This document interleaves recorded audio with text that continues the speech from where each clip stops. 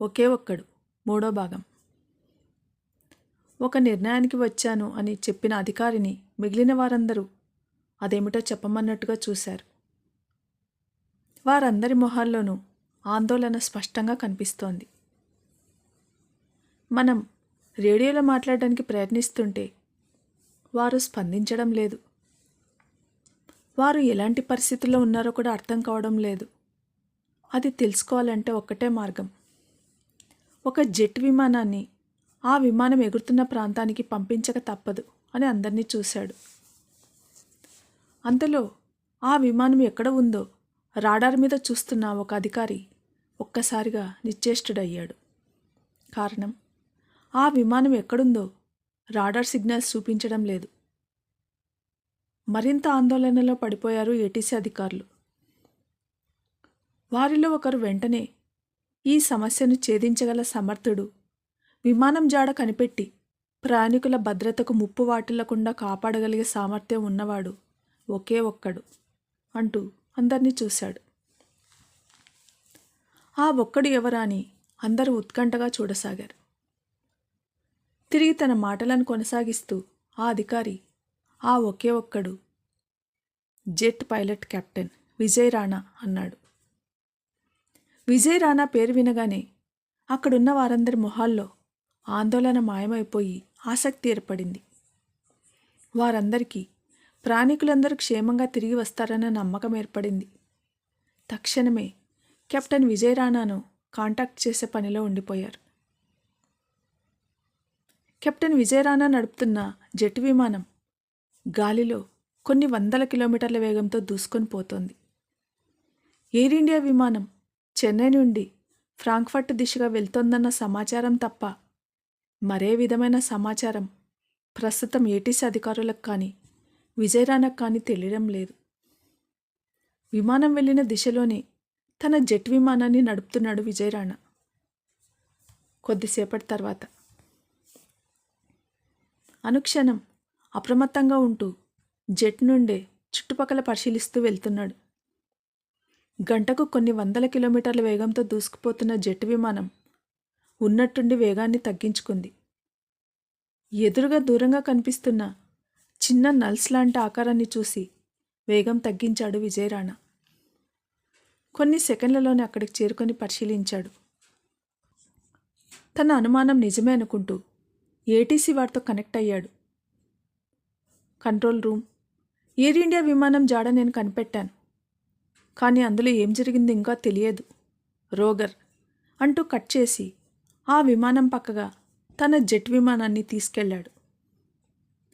Rogor అనే పదం సందేశం అందింది, లేకుంటే సందేశం ఇదిని అని అవతల వారికి తెలియజెప్పడానికి ఉపయోగిస్తారు. వెనువెంటనే ఏటీసీ అధికారులు ఆ ప్రాంతంలో తిరిగే విమానాలను దారి మళ్లించారు. ఎయిర్ ఇండియా విమానంలో అందరూ అప్పటికే స్పృహ కోల్పోయి ప్రాణాపాయ పరిస్థితిలో ఉన్నారు. ఆక్సిజన్ మాస్కులు అప్పటికే పనిచేయడం మానేశాయి. చాలామందికి చెవుల నుండి, ముక్కుల నుండి రక్తస్రావం జరుగుతోంది. వారందరిలో ఒక్క వ్యక్తి మాత్రమే ఇంకా స్పృహ తప్పే పరిస్థితిలో ఉన్నాడు. ఆ వ్యక్తి స్కూబా డైవర్.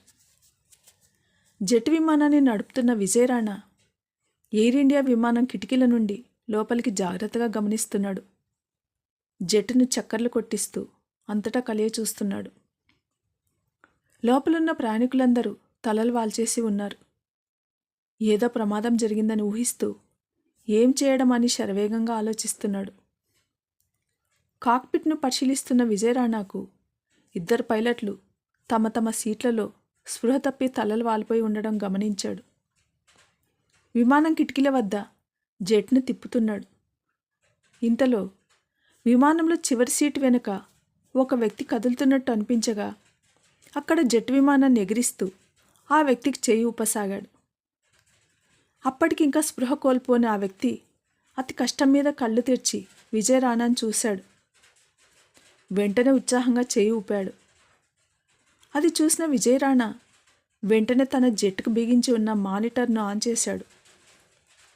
అందులో రాణా లోపల నుండి టైప్ చేస్తున్న అక్షరాలు ఇప్పుడు మానిటర్ మీద డిస్ప్లే అవుతున్నాయి.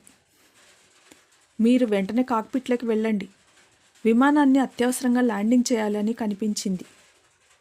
అది చూసిన స్కూబా డైవర్ పైకి లేవాలని ప్రయత్నించాడు. కానీ లేవలేకపోతున్నాడు. చుట్టూ చూశాడు. అందులో ఒక్కరు కూడా స్పృహలో లేరు. అందరికీ చెవుల నుండి రక్తం వస్తోంది. అతడికి ఒక్కసారిగా మనసు కెలికినట్టు అయింది. ఎలాగైనా వారందరినీ రక్షించాలనుకున్నాడు. తనకు ప్రాణాయామం తెలుసు కాబట్టి కనీసం 20 నిమిషాలైనా శ్వాసను బంధించగలడు. కాబట్టి తానింకా ప్రాణాలతోనే ఉన్నాడు. తనతో ఉన్నవారిని, తన చుట్టూ ఉన్నవారిని కాపాడటం తన కర్తవ్యంగా భావించాడు. గర్భిణీ స్త్రీని జాగ్రత్తగా తన సీట్లోకి చేర్చాడు. వెంటనే తాను వాడకుండా అలాగే ఉంచిన ఆక్సిజన్ మాస్క్ను ఆమెకు తగిలించాడు. మెల్లిగా ముందుకు నడవాలని ప్రయత్నిస్తున్నాడు. కానీ అడుగు ముందుకు పడటం లేదు. మెల్లిగా పాక్కుంటూ కాక్పిట్లోకి ప్రవేశించాడు. పైకి లేచి కిటికీ ద్వారా బయటకు చూశాడు. అక్కడ జెట్ విమానం ఎగురుతూనే ఉంది. మానిటర్ మీద చూశాడు. అక్కడ హెడ్ఫోన్స్ బొమ్మ కనిపించింది. వెంటనే అక్కడ పైలట్ పెట్టుకున్న హెడ్ఫోన్లు తీసి తన తలకు తగిలించుకున్నాడు స్కూబా డైవర్. వెంటనే విజయ్ రాణాకు అతడికి మధ్య సంభాషణ మొదలైంది. కెప్టెన్ సార్, మీరు మమ్మల్ని రక్షించడానికి వచ్చారా? అడిగాడు స్కూబా డైవర్. అవును, కానీ మనం మాట్లాడుకునే సమయం లేదు. వెంటనే నేను చెప్పినట్టు చేయండి అన్నాడు విజయ్ రాణా. అలాగే కెప్టెన్ అన్నాడు స్కూబా డైవర్. మీరు కాక్పిట్లో నేను చెప్పిన ఫ్లైట్ ఇన్స్ట్రుమెంట్లను పరిశీలించండి. అవి ఎలా ఉన్నాయో నాకు చెప్తూ ఉండండి అని స్కూబా డైవర్కి చెప్పాడు విజయ్ రాణా. తర్వాత ఏం జరిగింది? స్కూబా డైవర్ సహాయంతో విజయ్ రాణా ప్రయాణికులందరినీ రక్షించగలిగాడా? వింటూనే ఉండండి. ఒకే ఒక్కడు.